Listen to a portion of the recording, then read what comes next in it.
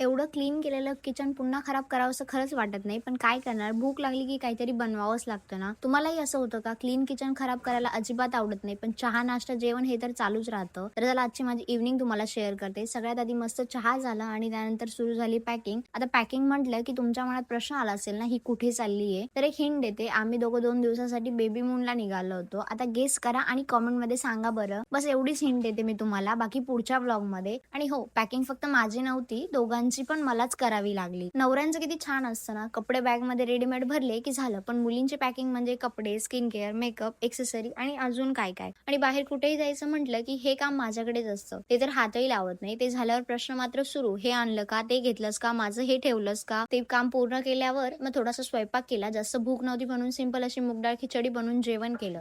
त्यानंतर किचनमध्ये सगळी कामं आवरली, रेडी झाले आणि फायनली घरातून बाहेर पडले. ऑटो आधीच बुक केली होती, पण आमच्या एरियामध्ये बुकिंगचा नेहमीच प्रॉब्लेम असतो. 2 कॅब तर कॅन्सल झाल्या आणि शेवटी तिसरी अवेलेबल झाली. मला तर वाटलं होतं आता आमची ट्रेनच मिस होते की काय, पण लकीली आम्ही वेळेच्या आधी स्टेशनला पोहोचलो. आणि खरं सांगू, या छोट्याशा ट्रिपसाठी मी खूपच एक्साइटेड होते, कारण बेबी येण्याआधीची आमची शेवटची कपल ट्रिप असणार आहे. आणि फायनली ट्रेन आली आणि आमच्या प्रवासाला सुरुवात झाली. पण आम्ही नेमकं कुठे चाललो होतो ते मी तुम्हाला पुढच्या व्लॉगमध्ये सांगणार आहे. तोपर्यंत गेस करा आणि कमेंटमध्ये सांगा. पुढचा व्लॉग मिस करायचा नसेल तर फॉलो करायला विसरू नका. बाय.